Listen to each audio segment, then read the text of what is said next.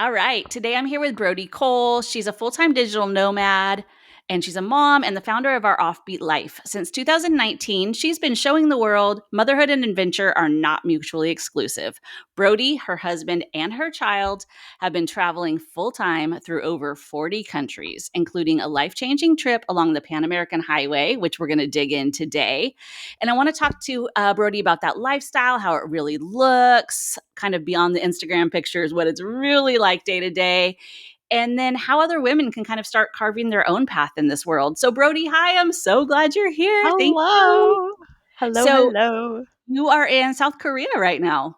I am. I am on a very beautiful tropical island called Jeju Island. It's the largest island in South Korea, and it Amazing. is prime vacation season here for South Koreans on their summer school breaks. So it's really fun. There's a lot of families and kids exploring the island, and it's fun. We How went long to a have you been lava there? tube last week. Oh, I love lava too. I did one in Maui. Aren't they're kind of like a little claustrophobic, but then they get huge, and you're like, oh, okay, hold on. I'd never been to one before. They're Believe it or not, cool, this was a and like first all for the all of the us. formations on the inside. It's just Yeah, and you think about what went through there to cause that and like how forceful and crazy it had to be to make that.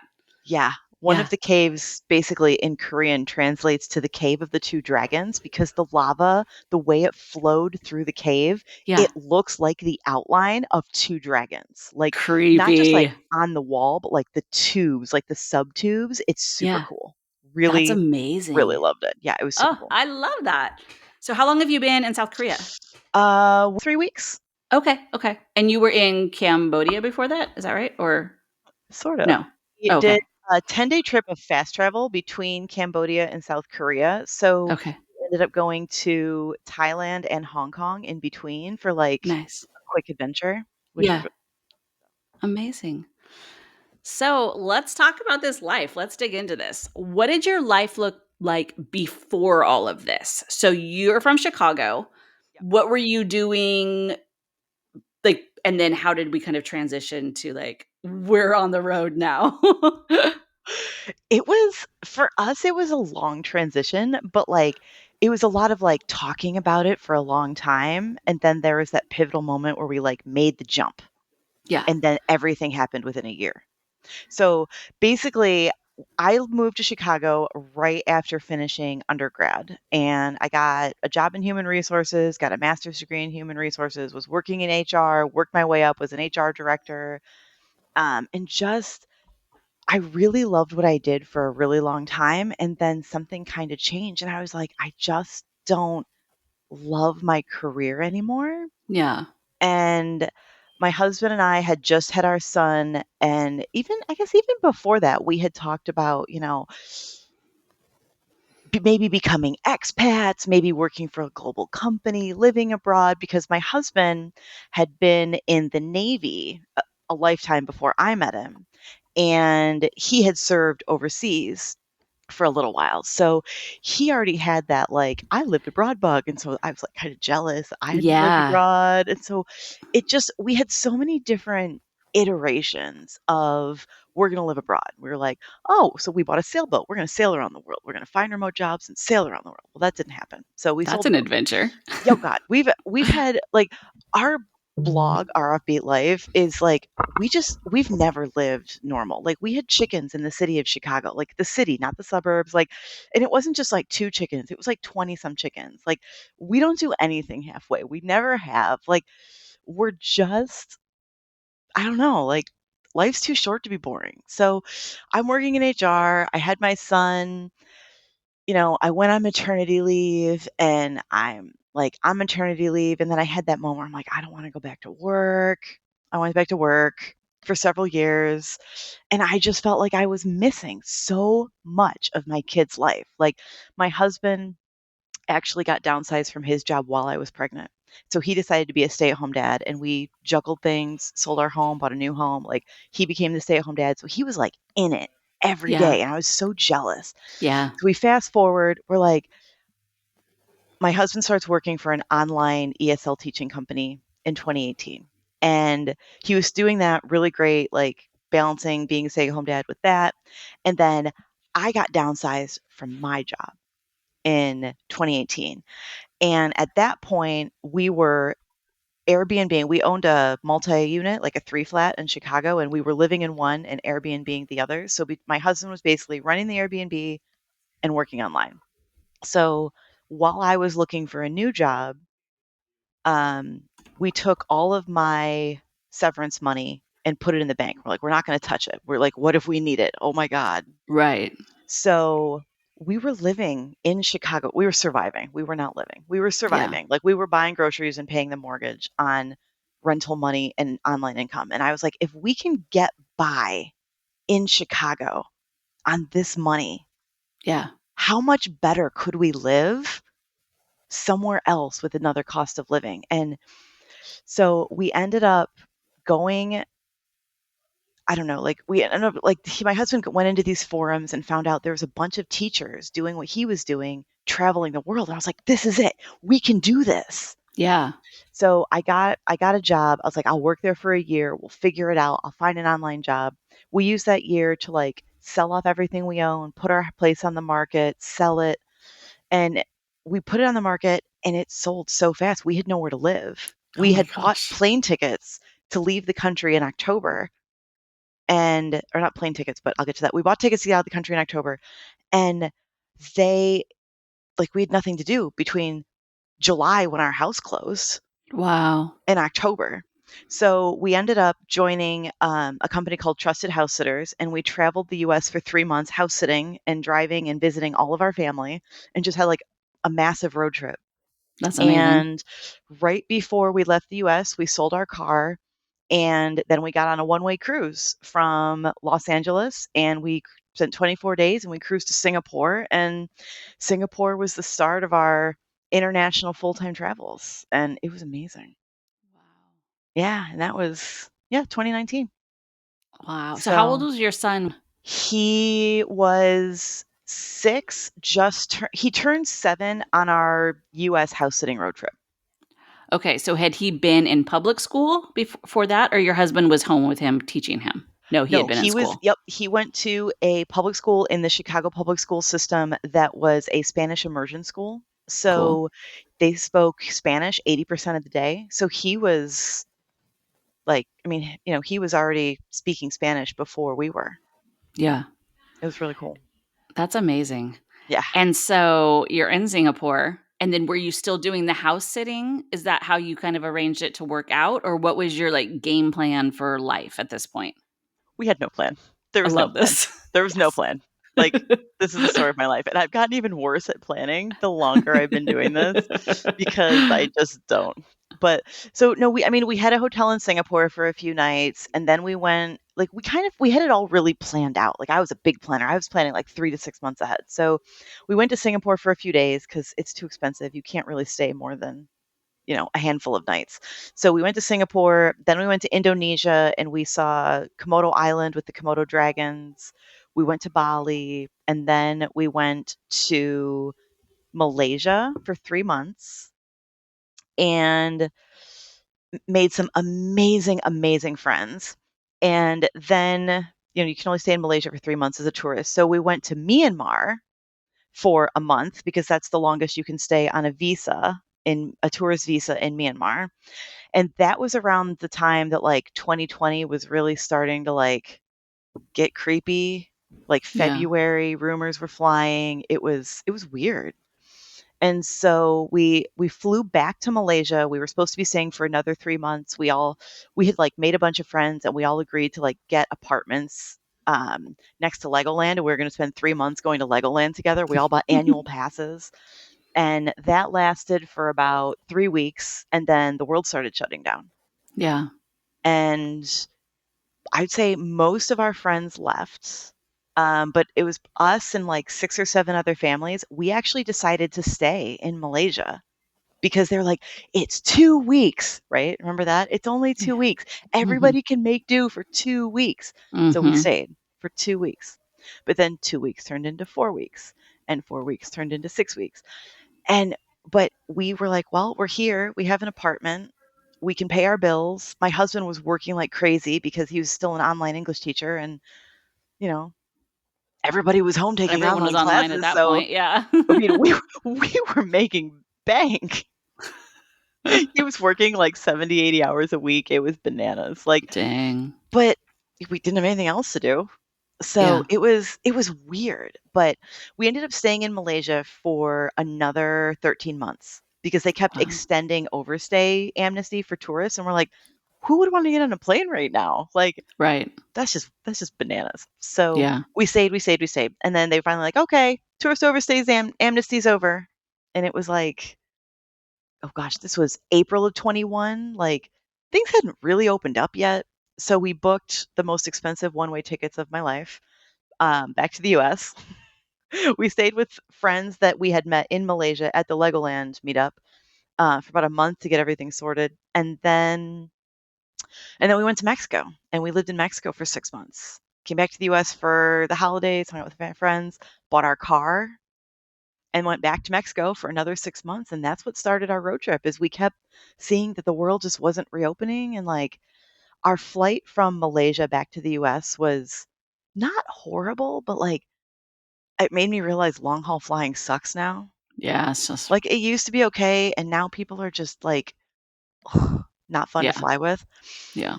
So we just decided to travel and drive, and we love Mexico so much. We tried to spend as much time there as we could because as a tourist, you can get up to 180 days in Mexico.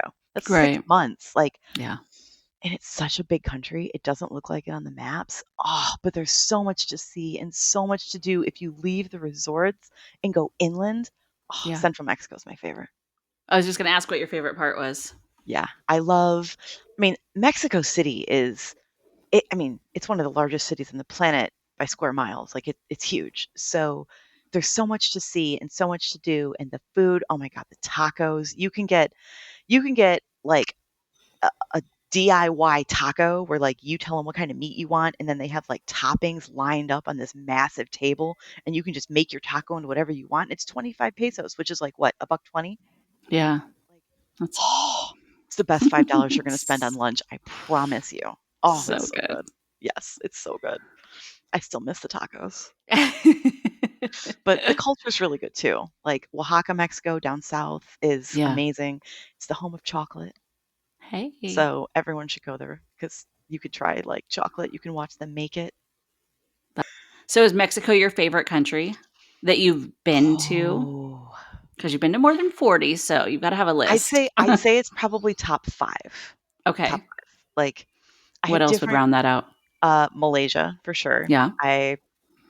It stole my heart. We lived there. Like, it was home for a while. So a part of my heart will always be there.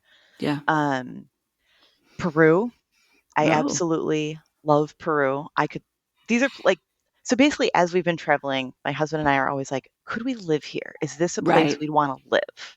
Because that's always kind of like the end goal is at some point we'll find a place we love so much we just stop. This is Yeah. it. And Mexico definitely checked a lot of those boxes for us, for sure. I'd have to think a lot longer about what my other 2 would be now that I'd limited myself to top 5.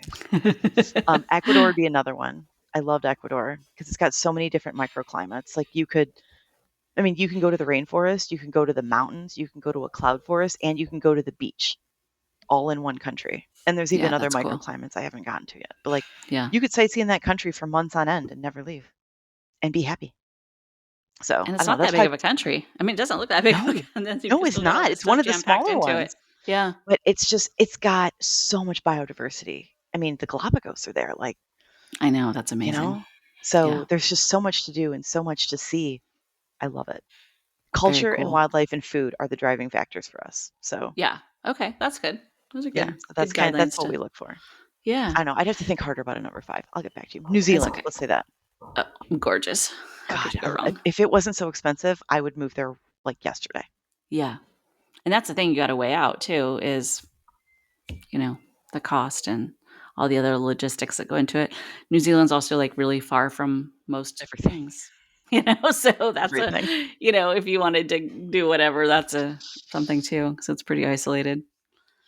So let's talk about the road trip. Yes. Where did you start? Where did you end? How long did it take? So I know I mentioned part of it briefly, but we bought our car in Las Vegas, Okay. Nevada, because that's where we were staying with a friend over the holidays. And so we bought our car in Nevada. We drove south. We spent 6 months in Mexico. And then we just were like, we need to keep going. Like, it grew. Like, we really thought we were just going to drive to Mexico, drive around, maybe pop back into the US every 6 months for like, a reset on our tourist passes. We didn't know what we were doing. Yeah. But then we're like, no, like we were in Guatemala when my son was small. He was 3, I think, when we went. So we're like, we really liked it. Let's go check it out. So then I found a house sit in Guatemala. So we spent 6 weeks in Guatemala house sitting, and I love even more. I love it more now. That's probably another place I could see myself. Like the weather is gorgeous. It's fabulous. Like even though it's really warm, it's also in the mountains, so it gets cooler at night. So you Oh, don't that's need air nice. conditioning. Yeah. So it's fabulous. So then we just kept going. We went from Guatemala, we went to El Salvador, which I was not sure if I would like, and I absolutely loved it. We were only there for a little over a week, 10 days, and I wish we'd spent more time. It was so much fun, and it was just the people were kind, the food was really good. We stayed on a coffee farm. Like the Airbnb that we stayed in was like on a coffee farm. So we would That's wake up in the cool. morning and drink our coffee and like walk through the coffee farm. The owners didn't care. And the woman was so kind. She would like make dinner and she would like if it was anything like local, she'd bring it over and be like, "You need to try this." So we tried all Oh, of her food. I love that. It was she was just so kind. It was the That's best amazing. homestay I think I've ever had. It was wonderful. We just kept Oh, going. And yeah. then we were approaching Panama and we're like, "Do we wanna go to South America?" Like, that's a commitment because you can't drive to South America. You have to take a boat or Right. fly because the Darien Gap between Panama and Colombia is enormous, right? So and it's some of the most, like, treacherous, wild land in the world. Like, they've never built a road there because the ravines and, like, the mountains, it's too much. And the jungle's so thick, they can't really clear it very well, etc. So we ended up finding another family doing what we're doing. And we decided to share a shipping container. Both of our cars fit in this shipping container and a motorcycle. So it was our car. We had a Toyota 4Runner. They had some sort of a Jeep SUV. I don't remember what kind, but they had a Jeep. We had a 4Runner. So two big SUVs and a motorcycle fit in this container. Holy And cow. and then there was another container of 2 vehicles and a motorcycle. So we were all kind of like shipping on the same boat, 2 Yeah. containers. And so we shipped our car to Cartagena, Colombia, and flew to meet it, picked it up, spent 3 months in Colombia, and just basically spent 3 months in all the countries on our way south so that we could explore.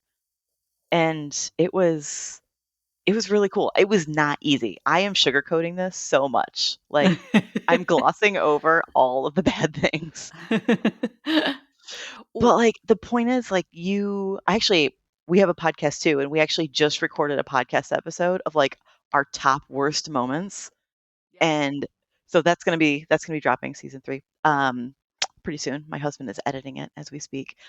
But, I mean, in there, we talk about the time that we were in Colombia and the there was a massive landslide that literally destroyed a portion of the Pan American Highway, so we had to take side roads for 3 days to get around it, and we ended up driving on a road called the Trampoline de la Muerte, which is the trampoline of death. Death. It's Colombia's death road that is still Good. open for drivers, and, like, it's literally, like, hundreds and hundreds of feet down with no guardrails, and it's a dirt road, it's not paved.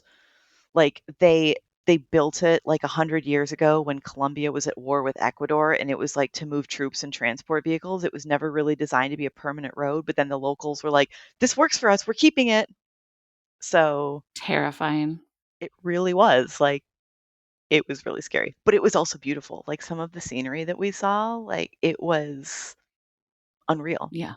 Yeah. So, and then there was a time in Ecuador that we were driving to a condor sanctuary and Google told us to take a road that was like not finished yet, but Google didn't realize it wasn't finished. So our car literally fell off the side of the road and sat at 45 No. degrees. Yeah. Yeah. No. Oh, yeah.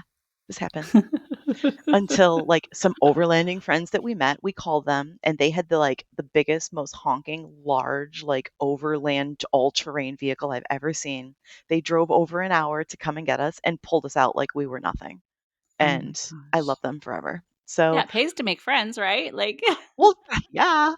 But like, I mean, so I say this not to scare people, but like, I mean, crap happens wherever oh, you for are, sure. right? Like Yeah. you could get in an accident driving to work. Like, you could be like, my neighbor when I was growing up, she was out walking her dog, she slipped and fell on the sidewalk and broke her back. Yeah.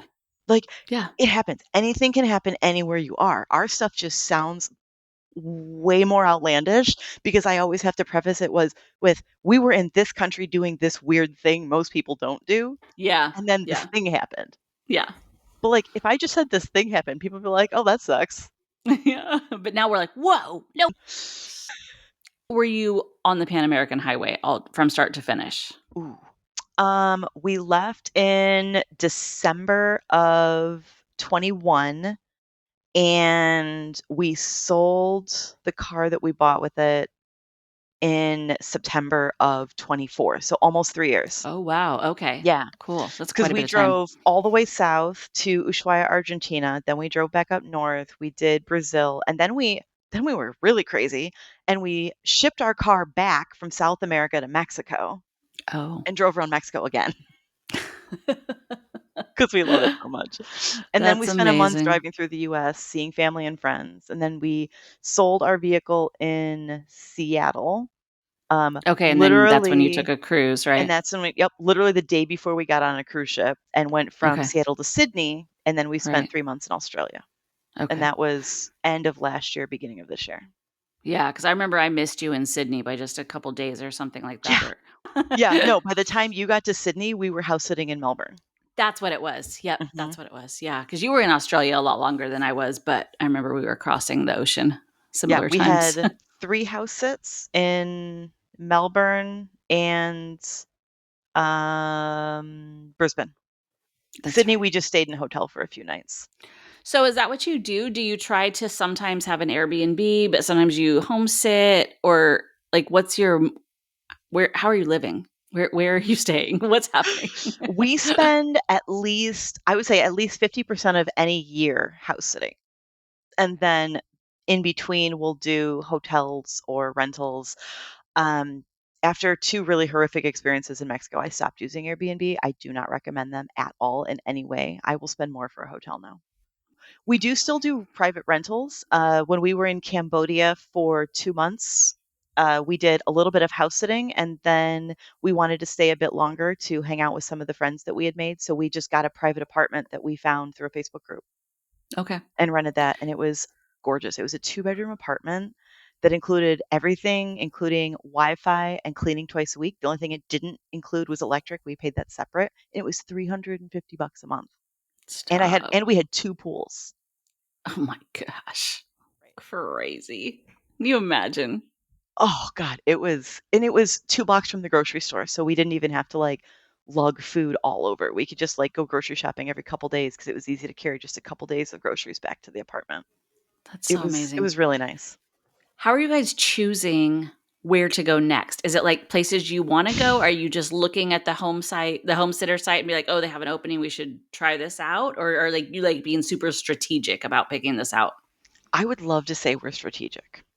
Okay. However, we're not always strategic. I mean, like, when we went to so basically our driving force is we are trying really hard to do 7 Christmases on 7 continents in 7 years. Okay. So we started out with Asia in 2020, and then North America 21, South America 22, Antarctica 23, Australia Australia. 24. Okay. So we just need to do You got to go to Europe. Africa and Europe. Yeah. for the next 2 years. So we've been kind of planning with that in mind, which is why we originally had a cruise planned from LA to Tokyo. But then we're like, but we want to go to Tokyo for cherry blossom. So going to Tokyo in October wouldn't work. So we like paid a change fee and switched to the other cruise that was going from Seattle to Sydney. Oh, gotcha. Okay. And I was like, so Okay. then we just have to find house sits in Australia to get us through Christmas. So we kind of have a plan, but then we don't always have a plan. So after Australia, we started looking at house sits in New Zealand, found some really great house sit opportunities in New Zealand. And then that was perfect timing for us to fly to Japan for cherry For blossoms. cherry blossoms. But we try to be strategic and like, well, let's fly from this country to this country because it's cheaper. Like airfare isn't going to be $1,000 a person because it doesn't matter if we find really great apartments in Cambodia if I have to pay $1,500 to fly there. Right. So Right. we do like that's why we're kind of trying to stay around Asia because it's really easy to get affordable flights within Asia. And we were supposed to fly direct from Cambodia to South Korea, but I found out it was cheaper for us to to go from Cambodia to Bangkok, from Bangkok to Hong Kong, and Hong Kong to Seoul. Like that was actually cheaper than a direct flight. Crazy. Like, and since we have time to work with, Right. it's easier to find those deals. I'm not like, Exactly. I have a 1 week vacation that I can take sometime in September. So Yeah. where can I go in September that's affordable? Like Exactly. we can be, strategic Flexible enough to in make that that way. work. Yeah. So I think Yeah. it really, yeah, you said it right. Like it's more about us being able to be flexible than really having a set strategy. Yeah. But like we're leaving South Korea in August and I haven't booked the tickets yet. That's like a little over a month from now, and I haven't booked the tickets yet because And where are you going? we're going to Singapore to Okay. see one of my husband's friends for a couple days, and then we're crossing into Malaysia to have a reunion that's well overdue with all of our friends that live there. That's so cool. But I'm like, do we want to go straight to Singapore? Is there someplace else we want to go first? Yeah. So So when you're talking about friends, are you meeting people that are local to the areas, or are you meeting people that are also sort of world schooling? Like, both. is it a good mix? Yeah. It's both. Yeah, like we make friends with anyone. But like we've really lucked out with having some really good friends because especially when it comes to traveling families, you make friends quickly because, because kids bond quickly, Yes, right? it's so much So easier. Yeah. when you're traveling with a kid, it is so much easier to break the bounds because, your kid's like, "Hey, there's a playground." So you're like, let's go Mhm. to the playground because we just did temples for 3 hours. So let's go blow off Right. some steam. So you Yeah. go to the playground and then who's going to be at the playground? Other families. And, we don't always speak their language. So like that's actually been trouble for us here in South Korea is outside of Seoul, almost no one speaks English. So even though there's kids my son's age in this complex, they don't speak English, and Korean is a really hard language to It's learn. yeah. So he hasn't really been making on-site friends here the way we had hoped, but, you know, you roll the dice. He still has his online friends that he plays with. Like, he's kept in touch with friends that he's made all over the world, That's and on amazing. any given day, he'll play with a friend from Chile, a friend from Canada, a friend from South Africa that he met in Vietnam that now lives in London, and one of that kid's friends who also lives in London. And then Yeah. he might also even play with some of his friends from before we started traveling back in Chicago. Isn't that something? It is Yeah, so cool I'm the way sure I'm that leaving somebody out too. technology can keep them together that way in a way that Yeah, it couldn't when we were that age, right? Like, yeah, it's just so see, that's so cool though, right? And then yeah, you just have all these little connections yeah, everywhere, yeah. and you Like can this is the just kid. Like her kids are really close to my son's age, and they were like, we had a freak snowstorm on our Antarctica cruise, and there was snow on deck when we woke up. And so I have like video of my son and her kids throwing snowballs at each other in Antarctica. amazing. Super cool, How do you, like, not bond over that? right? Wait, on your cruise, did you get the Drake Lake or the Drake Shake? We got the Drake Shake coming back. Okay. But no, going down. Okay, so Ushuaia the was so bad. The winds were so bad that they had closed the port, so we couldn't stop in Ushuaia to like sightsee. Because we missed a port day, we had like an extra 36 hours to like go extra slow through the water. So even though the water was bad, we didn't like suffer on the way It down wasn't because as the bad. captain, we had the best. The one thing that worries me, not worries me, but like that I think about when I think about the Antarctic cruises, because I mean, I get seasick easy, even though I love to be on the water. Yeah. I I'm just susceptible to it. And so but I think it's I worth it. But I I would didn't still do used to it. be, but I am more susceptible to boat movement on the even on the big ships when we're Yeah. if it's really wavy. Like when I don't know if you noticed, but between like the last day or so, when you're approaching In Australia, the water yes, gets in the really Tasman rough. Sea, it was Yeah, rough. Yes, and they said that too because I was like, "What is going on?" They're like, "Oh, it's always like that right here." yeah, And so I but was like, "Yeah. nobody talks about that. No, Like I had no idea. I didn't either." So I have the little bracelets that I wear, the pressure point bracelets, and then if those Yeah. don't work, then I'll take Dramamine. Yeah. But, like, yeah, I was wearing my bracelets at breakfast on the Tasman. Yeah, It no, was it rough. and it yeah, and it was surprising because it didn't seem like bad outside, right? The sky was still No. blue. It wasn't like this big storm or anything. It was just really rough water. Yeah, somebody told me it's because it gets a lot shallower really fast, so that's why the water Mm, gets bumpy. And I was like, "Oh, interesting. because the Yeah, Pacific is going up against the Tasman plate." interesting. I mean, they could have been making it up, but it sounded logical. Sounds scientific. I like it. I was like, "I Let's believe you." just let's just keep We'll that one say that going. we'll say that's correct. I doubt My anyone's gonna infinite look it up. knowledge of plate tectonics, we'll check that off as yes, that is correct. Me going, oh, there's a Tasman plate. Huh, interesting. Well, do you go to the like, 'cause, like, on the long cruises, they have those education seminars in the Yeah, big yeah, theater?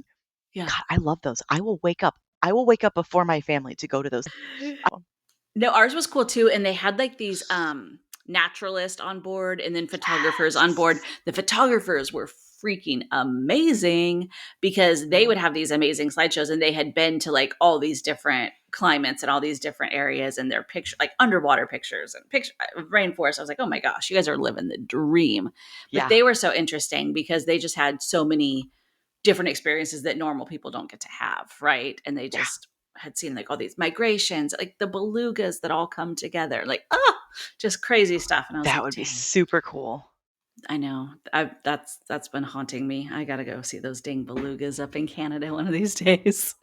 There's like thousands of them at What? one time, and narwhals, Brody, narwhals. The unicorns of the sea, And my this favorite. I was just watching this whale show the other night with my granddaughter, and the belugas and the narwhals are like cousins, like in the whale They family, like are? they're the closest related to each other, Okay. but they don't really like mesh. Like they travel kind of the same areas sometimes.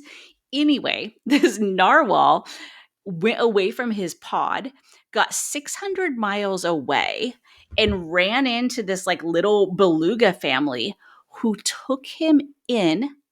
And this Oh, photographer waited clear till the next season and then the next season to keep seeing like if he was going to just like adapt because they're like he's not supposed to be here, he's not going to know how to fish, he's not going to know how to hunt, he's not but going to they know how to taught him. survive. They did. And then they were like documenting over a couple years, and this guy kept coming back. And he would find this family of belugas, and this dang narwhal would be with them. Like they That's adopted him, and it's adorable. so cool. I I'm was gonna have to like, look that video oh, up. I'm sure someone has a YouTube video about it's it. My son loves that kind of yeah, stuff. it's Secret of the Whales on Disney Plus, and Okay. it's a National Geographic guy that is doing the thing. But the Secret of the Whales, there's like 5 episodes, like orcas and I don't know, humpbacks and sperm whales or something, and then like the belugas and narwhals. But it's the coolest thing.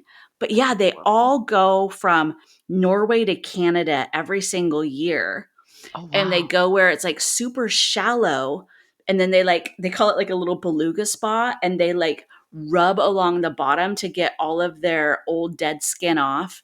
And then that's like they Hmm. have their babies and they kind of like refresh and like live in this little shallower water. They're living the And life. dude, they're so cool. They're so cool. Oh, and they all have, we're getting really off track, but I will talk about whales all day. But they have their own like languages in their own families. And they think that each beluga like responds to a different call, like a different name, like individually. They all have Each names. has a That makes different call. sense. They have such a large brain. So I swear freaking they're smarter cool. than humans. They just don't speak a language that we understand. But I guarantee, Yes.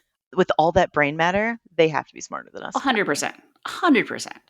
It's so crazy. So yeah, show's amazing. Shout out I'm gonna have to to watch it. Secret of the Whales because Okay, I'm an addict. But yeah, secretly planning my trip to Canada now. love it. Not so Oh, secret. back to the belugas. There's also a place in the Hudson Bay where the belugas go and the polar bears actively hunt the baby belugas. And Shame on. the tide in the Hudson Bay comes out so fast and Yeah, so aggressively that they they'll get get caught like stuck. And then the polar bears just sit on the rocks and and wait for just wait. them, Lazy which is bears. sad, but also polar Super bears smart. kind of cool. They're So, super smart. Yeah. yeah. No, I agree. Yeah. Okay, I digress. We're done with the whale talk. Anyway, moving on. No more whale In talk. my next life, I will be a National Geographic whale studier or whatever you want to call me, but that's what I will be doing. Love it. Love So, it. how's your son cope with this? He loves it. He likes meeting new friends. I mean, he was pretty young when you guys pulled him out of traditional school, so this is kind of just his life, right? Like, It is. He was actually, we were just talking about this the other day. It's so funny you bring that up.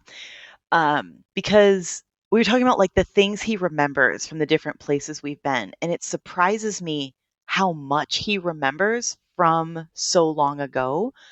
But he said he doesn't really remember living in Chicago anymore because at this point, he's almost 13. So he spent half of his life traveling.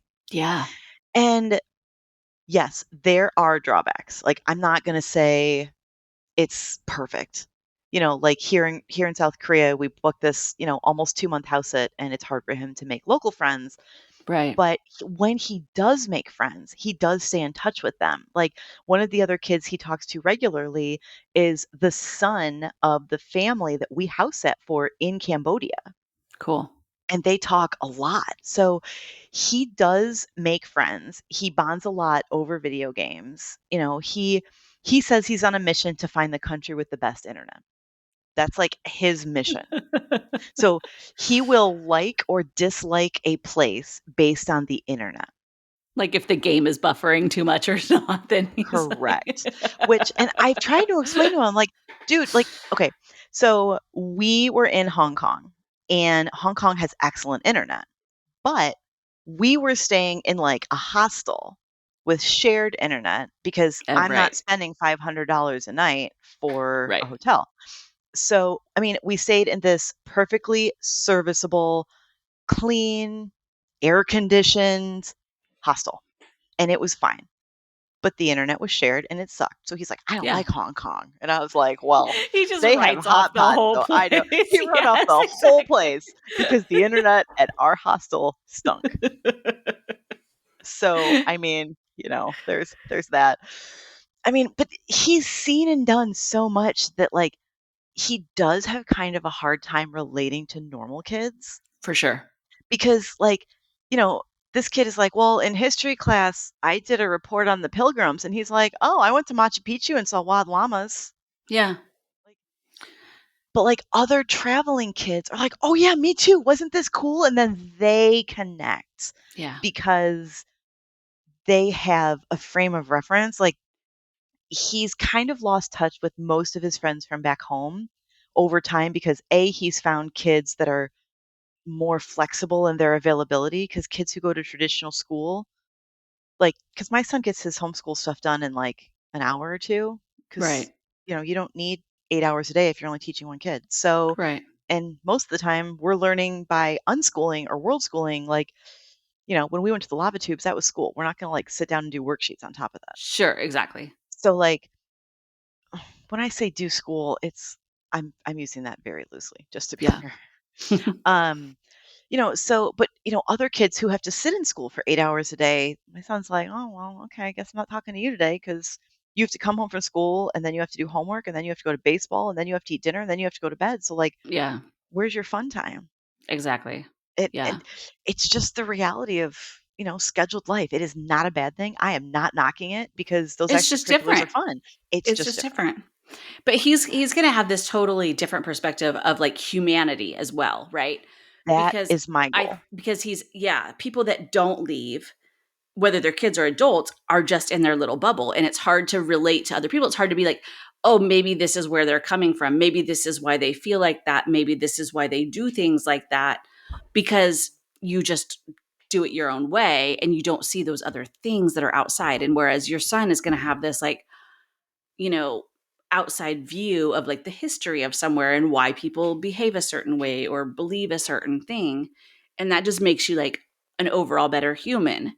We talk a lot It about the similarities of places we've been. Like, this reminds me of this place, not just in its look, but like the people have similar behaviors. And why do we think that is? And it's but also interesting. then you realize that people are like you too, right? Like, you're not that Yes. different, and you all want the same things. Like, you want love, you want safety, you want nourishment. You at the core, everyone is the Playgrounds all same, over the world are the same. Like, exact they same. might be a Yes. different color, they might have different decorations, but like Yes. kids love playgrounds. Yes. Like, it does not matter, Yeah, and they're and gonna get that interaction regardless, mhm. even if they don't speak the same language, they're still having, I mean, and kids are so much better at it than we are anyways, right? Oh, So yeah, that's taking another turns on the swings, waiting so in that's line at the another thing. slide. Yeah, Yeah, yeah, they're of connecting. I love that. Yes, And especially when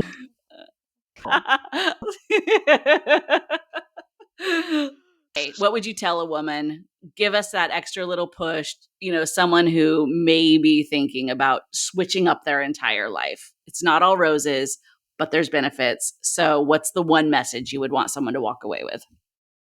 I feel so much more satisfaction with my life. Like, okay, I grew up being very goals driven, very career driven, very like, like my parents, they gave up a lot to send me to a college preparatory private high school because I didn't want to go to the public school where I lived. Like, my parents gave up a lot to make sure I had like the best education. So I felt like it was my job to get a job that really like rewarded myself to show them that what they did for me was worth it. And I That did investment all was paying right. off. Yeah. Like, I was, an HR manager before I was 25. I was an HR director by the time I was 30. Like, I did the things. Yeah. I have a master's degree in human resources. I had a 4.0 in grad school from like the best HR program in the country. Like, I did the things. Yeah. And I just like, I burned out. And I just was like, I need more. I need to feel like I'm living life on my terms because I really wasn't. I was living according to somebody else's schedule and I didn't even realize it. And when I realized it, I was like, I want to do this. But, I've always wanted to live abroad. And I actually didn't want kids for a really long time because, you always hear when you have kids, you have to give up traveling, you have to give up this, you have to give up that. And okay, did I drink less Starbucks after I had a kid because I didn't have as big of a budget because, I had to buy them like clothes and food and stuff? Yes, that's true. But I still fed my Dunkin' Donuts habit. Like, they had Yeah. Priorities. fine coffee. Exactly. Like, I Yeah. just switched my habit. I didn't give it up. And so I told my husband, when we first started really talking about like where do we want our family to go? Do we want to have kids? Like, people have those conversations usually before they have a kid. Not all kids are like, oops, I'm pregnant. We're gonna have a family. So like we started talking about that and I was like, look, if we decide to have a kid, I'm not giving up travel. We have been traveling, once or twice a year to destinations together as a couple, and I'm not giving that up. Like, I'm just not. So, we need to figure out a way to make that a priority because that's what makes me happy. And he was like, "No, I totally agree." I was like, "Okay, good." So, like, now we can have this conversation. So, it, it is possible to find a partner with similar goals. And it is possible to have kids with or without a partner and still travel. And so, you know, motherhood and travel don't have to be mutually exclusive. If you want them to be, that's fine. But if you want to have a kid and you want to travel, you can do that too. I mean, you're probably not going to be a high powered corporate attorney working 80 hours a week and traveling and having a kid. Like something's going to give. But, if your priorities are travel, you can work that in. And I think that's Yes. what women have forgotten. It's like, well, I have to do this and I have to do that. I'm like, do you though? Is that really what Yes. makes you happy? Because, you know, leaving the corporate grind has given me so much peace of mind. Yep. It's come with its own set of challenges. I will not say it's been easy. Like we've had to pivot several times financially. I think it's just important for people to understand that travel doesn't have to stop unless Yeah, you I think want that's it. important. If it's what makes you happy, you'll find a way to make it work, or you should find a way to make it work. You should get out of your own way Yeah. and stop like living for other people and just do your thing. I was just telling someone the other day, like I've never been broker. I've never had less money, but I've never been happier in my life than I am right now. Like I literally 100%. don't care. I can't 100%. see myself ever going back to my high paying job because I We live want on to under die every day. $3,000 a month as a family of Yeah. 3. Yeah. Don't care. I mean, if Yep. you had to live on $3,000 a month in the US, you couldn't live Can you in imagine? Seattle. You couldn't live in No. Chicago. You couldn't Heck live no. anywhere that's near an airport. Nope. Couldn't buy plane tickets. No. So It's my just get pleasure. out and do the thing. Just do it. Do the thing and All do the it things. scared and Yes. do it unprepared because Yes. Well, other adventures. I'm well, always thank like, you. I'll read your post. I'm like, where the heck is this girl at? Tell Yes. people where they can follow you. And I'll put the Um, links in the description, but go ahead and tell we're us. on pretty much every social network. It's all roffbeatlife.com. Our Offbeat Life is the socials. Our YouTube and our podcast is probably where we are the most active. We're actively recording and launching season 3. It's dropping every week right now. Cool. And So, that's all our offbeat as well? Our offbeat yep, life? our Offbeat Yeah. Life. We kept it simple. We want people to be able to find us wherever we are. So, Yeah. Look go it to up. google.com and search for our Offbeat Life. We would appreciate that. That would Heck be very yeah. nice. That, We've been so busy recording stuff that we haven't really been publishing it, but I know it gets that way, right? Yeah. yeah, but we've done some really cool. Very It'll be there cool. eventually someday. Yay. We're too All busy living. right. I know. That's the thing. You got to still have priorities, right? Exactly, exactly. Well, thank All you for right. Well, having thanks me. It for was fun. chatting. Of course. It was so fun talking to you. All right, everyone. We'll talk to you guys next week. Thanks.